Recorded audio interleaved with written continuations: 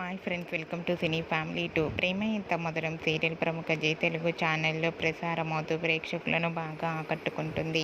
ఈ సీరియల్కి సంబంధించిన ప్రతి లేటెస్ట్ అప్డేట్స్ని ఎప్పటికప్పుడు షేర్ చేస్తూ ఉంటారు.